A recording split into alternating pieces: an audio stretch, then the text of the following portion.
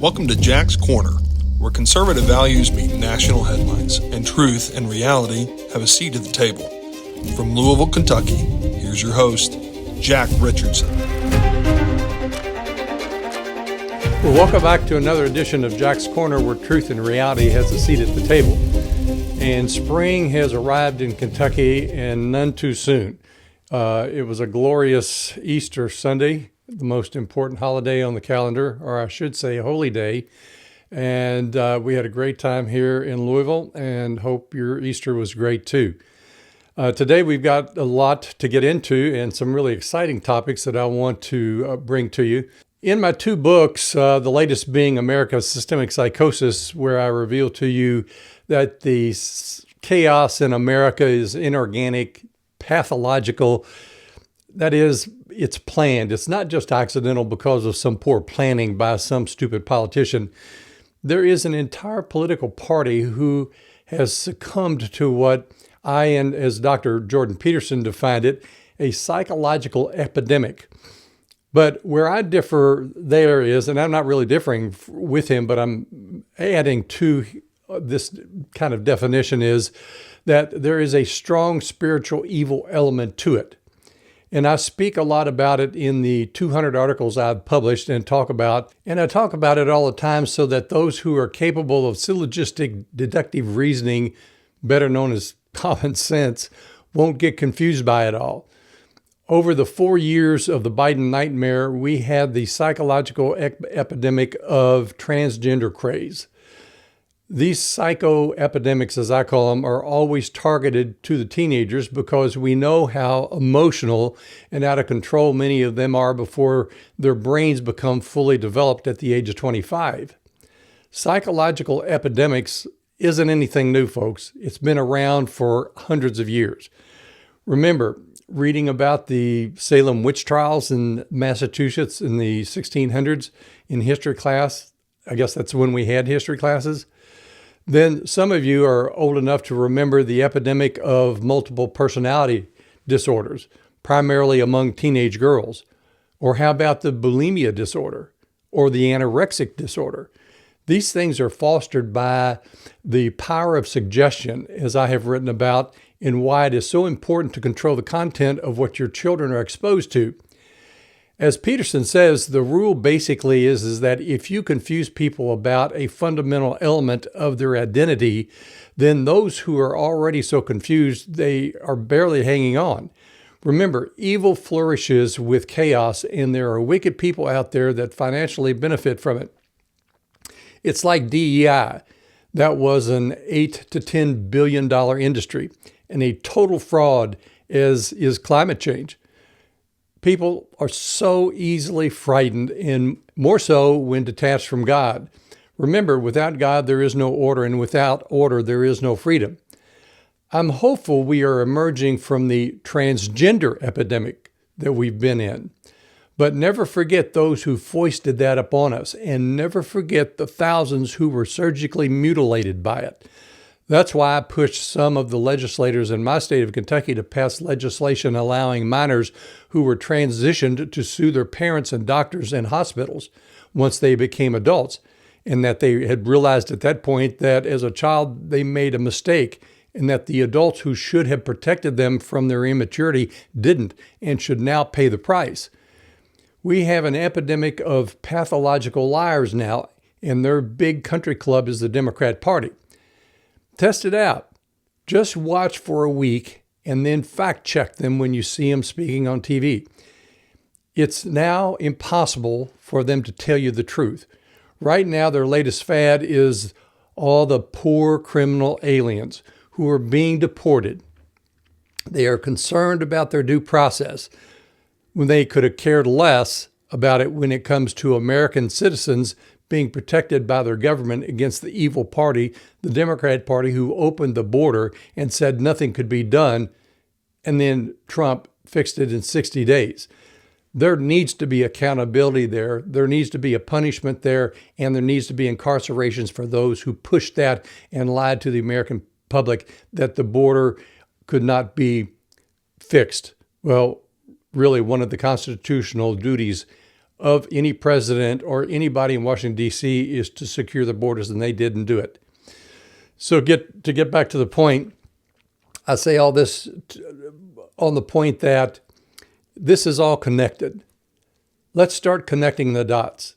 There is an active spiritual evil in the world, and it has manifested itself in the Democrat Party, the media, and in some Republicans, which I fight to keep from spreading there.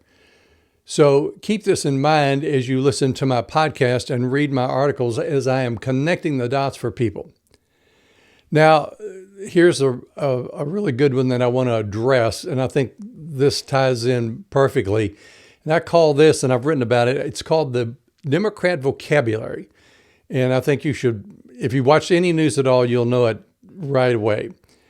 They spread hate and lies, and everybody knows it. But now everyone has become acquainted with the Democrat Party's vocabulary of hate and lies. They have nothing to offer, so they misdirect and project with meaningless and untruthful words and phrases. For instance, phobia. Oh, that's one of their big ones.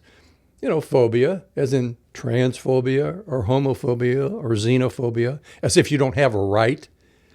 Then there's hate, then privilege, and white supremacy, racism, racist, Nazi, Hitler, oligarchy. Do you ever hear the Democrats talk about anything other than that? If you were to outlaw these words, you would never hear from a Democrat again.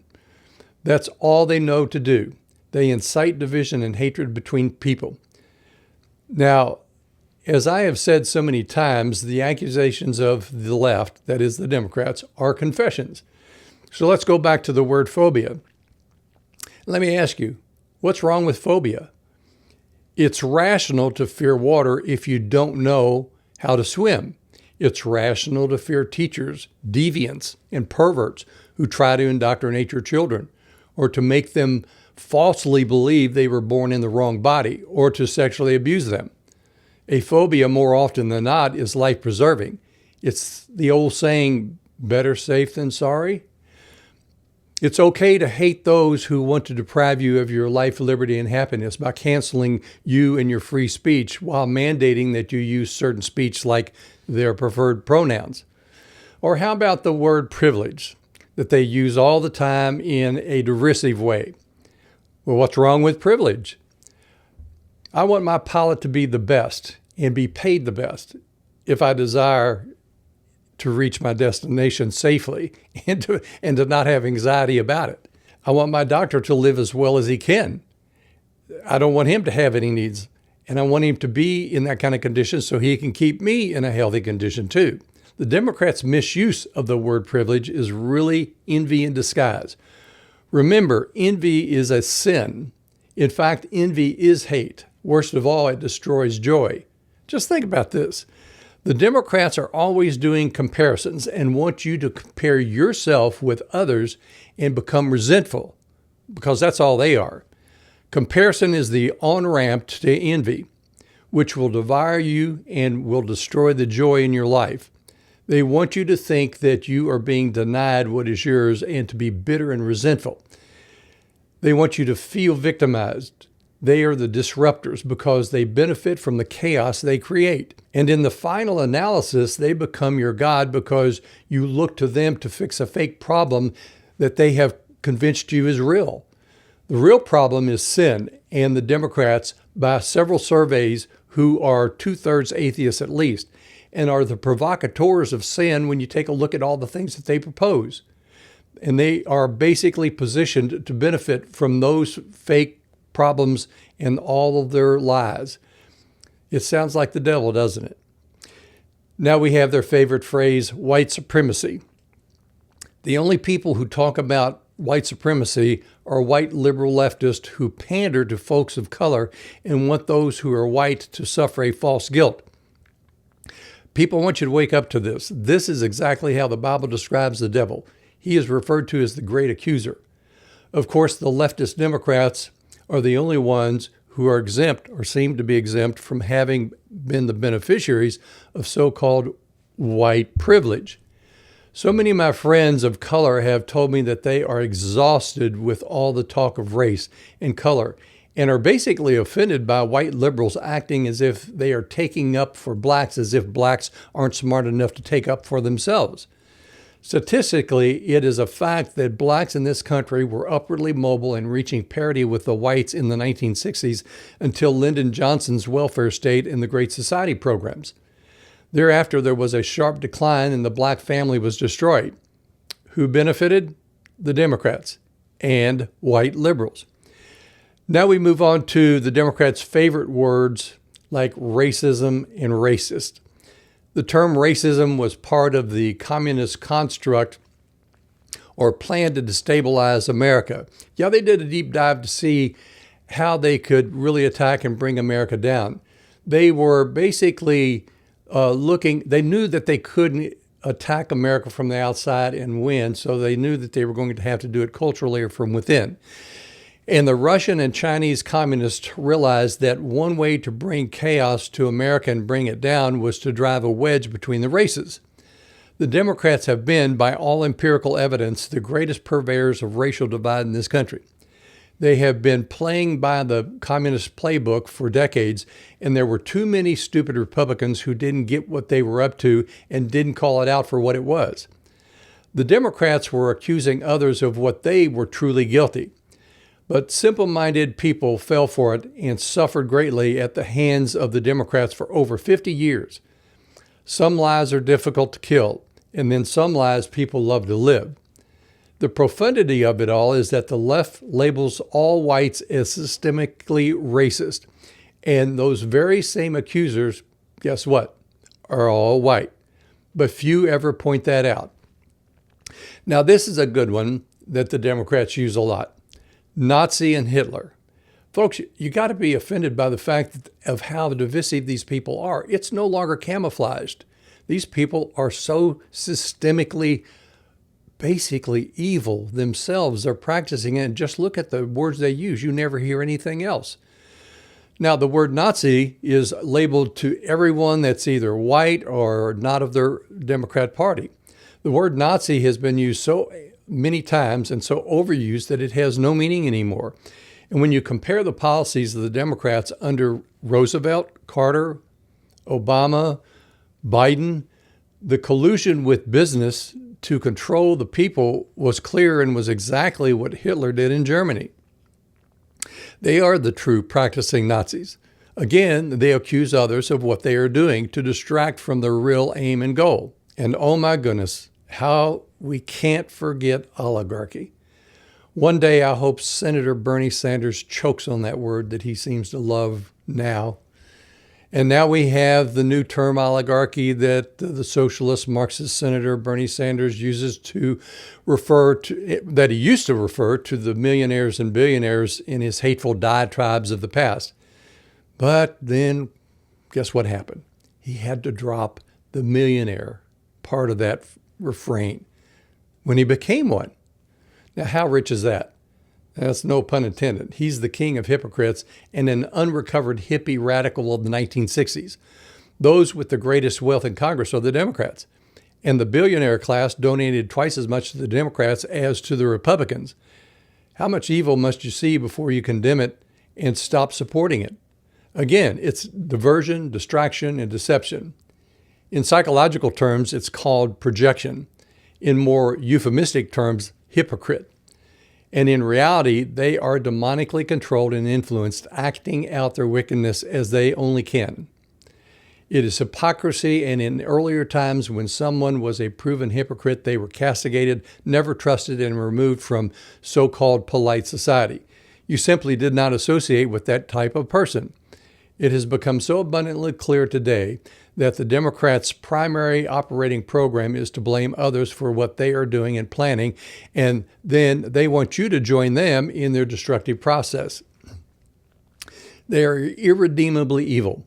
There is nothing virtuous about the Democratic Party as they have been subsumed by evil. There is nothing virtuous or truthful in anything they say or do, as it is all politically motivated and not out of goodwill or a desire to see people prosper unless it's themselves. So just look at their vocabulary. That is all you ever hear are those words that I just listed. They try to create division and envy and resentment so they can profit from it. They have no solutions, folks, to the problems of life or this nation. They certainly haven't divulged it to any of us. In fact, they are the cause of many of them. They are mentally and spiritually bankrupt, and they are an ever-present danger to life, liberty, and happiness. When was the last time you ever heard a Democrat come up with a good idea for you or America? You haven't, as they are too busy trying to get you to hate each other. Folks, the Democrat Party is irredeemably evil. Those who used to want to do good were run out. And all that is left in that party are liars, cheaters, and thieves. Now that brings me to the point of stochastic terror. And this is an important term because you'll see that this is how the Democrats are playing out. And I want you to listen up. The Democrats are practicing what is called stochastic terrorism. And this is no funny situation. The left and the party they support are demonstrably violent people, and the Democrats refuse to condemn the violence on the left, as it benefits their cause. That is why their vocabulary is as limited as it is. It's not an accident. They prey upon the weak-minded. So why are the words the Democrats use so important other than being dumb? It's because of what I just said, stochastic terrorism, which is the public demonization of a person or a group, resulting in the incitement of a violent act that becomes statistically probable, but whose specifics cannot be predicted, such as, a lone wolf attack that is influenced by the rhetoric of violence. This resulted in 2 assassination attempts against Trump and a third one that has just been discovered. The Democrats are a danger to this country, and the empirical and circumstantial evidence to prove it is abundant. They are violent people with rotten souls, and the vocabulary they use proves it. I call them the walking dead, and that is their destiny. Just listen to the language that every Democrat uses. They have become an ever-present danger to Americans and American life, liberty, and happiness. And only you can stop this. Start standing in the gap and calling it out and exposing it and shaming those engaged in the tactics the Democrats have employed. Now I want to move on to another topic, and I love the title of this because it should be so apparent, but it's called "We Are Not the Same."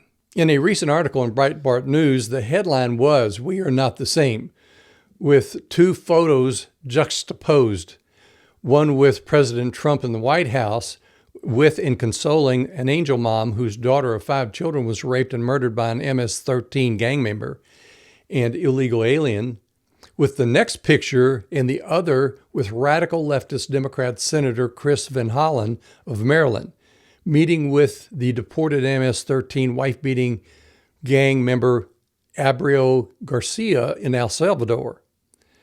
The Democrats said he was not MS-13. Well, here you go again. It's another lie that they can't prove or back up. Just go fact check it.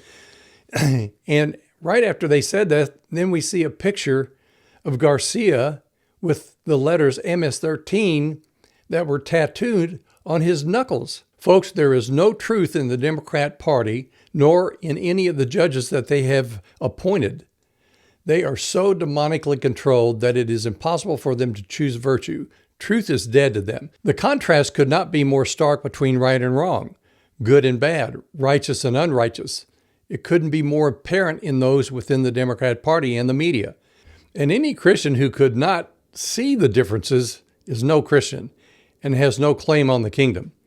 If you can't recognize evil when you see it, you've got a problem. And that goes as well for anyone who believes virtue in life reserves their place in paradise. The Democrat Party speaks of everything evil and wrong in the world. They cannot pass a facts check, and particularly when they speak. I've never seen anything its equal. As I've written about in an article called The Democrat Vocabulary, every word they use and the way that they use it is slanderous, divisive, and a lie. Folks, this is an Oscar-winning impunity. They do it with impunity. In this country's past, when we were far more moral and virtuous, finding hypocrisy and lying was considered reprehensible and deserving of being an outcast from society. If we had a time machine that would allow our grandparents and great-grandparents to see what their lineage would become, there's no doubt that abortion would have been mandated in certain instances. We are not the same, and the dictionary is deficient in terminology and adjectives to describe the makeup of the Democrat Party today. Senator Van Hollen of Maryland, again, aspiring to be a president, wants to make a name for himself by pandering to a violent deported gang member while Trump is consoling a victim of a gang member in the White House. I've watched Van Hollen for years and have never heard that man speak truth. He sold out mind, body, and soul to what evil does. Van Hollen and his Wiccan, along with Biden, have no good future but are a threat to you in this country. I must admit I take too much solace in the knowledge that Biden's trip to Rome to get absolution from the Pope of all of his sins will not redeem him from the hell he deserves after all the evil that his party did while he was in office. From between gay marriage, transgender surgeries, DEI, CRT, the open border, allowing our country to be surrounded by China financially and globally, mandates on vaccines, laundering monies offshore to support Democrat candidates here, and being bribed by foreign countries and simply selling out everything that is good for their own advancement. These actions deserve the deepest and hottest place in hell. And now we find the Democrats coddling violent gang members that were allowed into this country as if it will win them more votes in the next election. Folks, the criminals like Garcia are the Democrats' constituency. Think about that. Now you know why they opened the borders. So the headline in Breitbart News of "We are not the same" is so apropos and fitting. Let that sink in and stop being yoked with what was and is demonstrably evil. The Democrat Party and their propaganda arm, the legacy media. I sense that many are waking up because the lines of demarcation are so strong now that there is nothing to debate and the choice is clear. There is no gray, only black and white. Now that many are awakened from the nightmare to a nightmare, it is time to fight, fight, fight. Ask no quarter and give none. Find your place to volunteer your efforts to restoring our country. Now I want to move into something that it all ties together, connecting the dots. And I'm going to talk about the moral corruption and the disgrace of America's judiciary. And nothing is more conclusive of the bias, evil, and injustice of the leftist Democrat Party than what we've seen coming from the judiciary, and particularly those judicial appointments that they made to the federal courts. They were chosen not based upon judicial experience, temperament, or competence, but for predictable outcomes.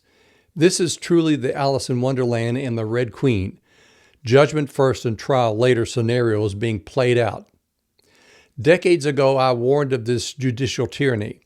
It's a farce to even refer to these black-robed devils as judges, and there is no justice or rule of law in them. They are political activists, and it is an indictment upon the Supreme Court and Congress that such judicial misconduct has been allowed to go on nearly unimpeded. Now, some will say, well, the higher courts overrule them. Well, what good is delayed justice? That's no justice at all.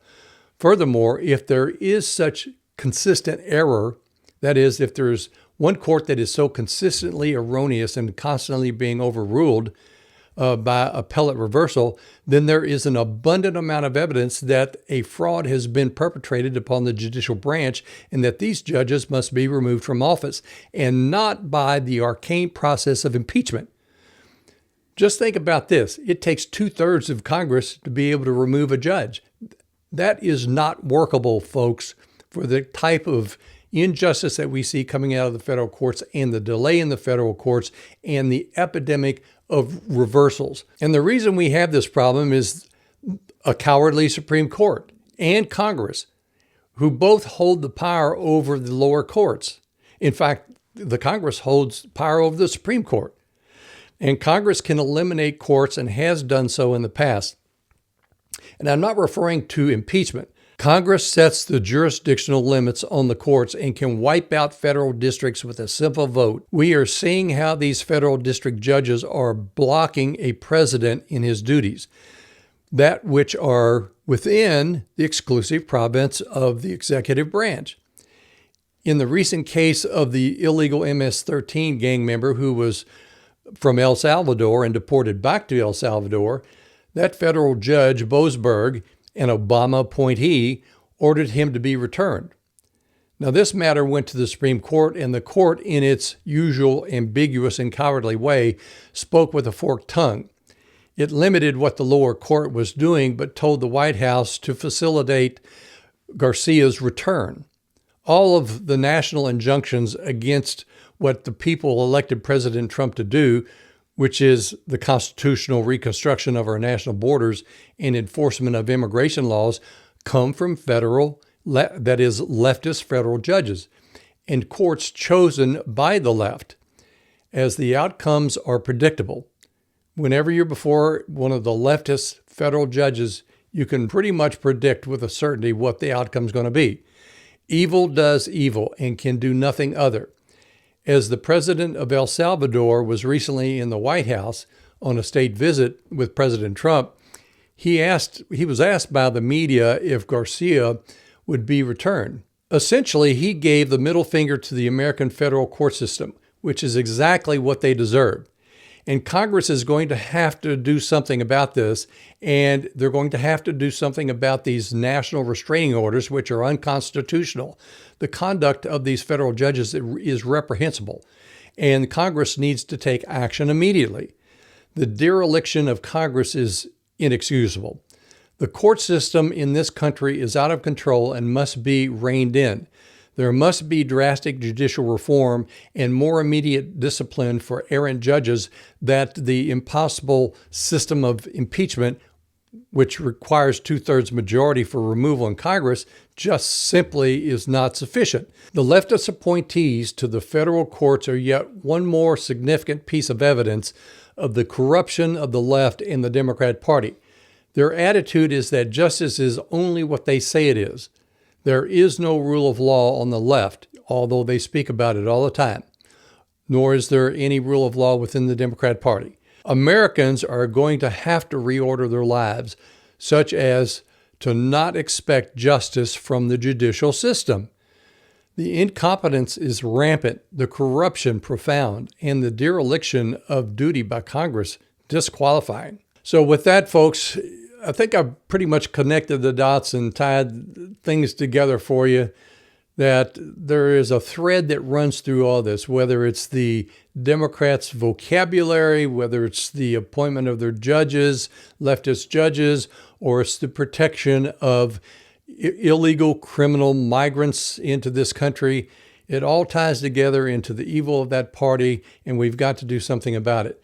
But hopefully you've gleaned something from this, and particularly with regards to the Democrat vocabulary. Start paying attention to that. That speaks a lot about who they are and what makes up the Democrat Party. This has got to change, but so does the judicial system in this country. It's got to change, and it's got to change fast. And you need to call your congressmen and your senators and tell them to get on the move, because justice delayed is justice denied. And we need it coming from Congress, because they are the ones that have the power to do something about it. And you are the ones that have power over Congress. So with that, folks, this is Jack's Corner, and I'm Jack Richardson.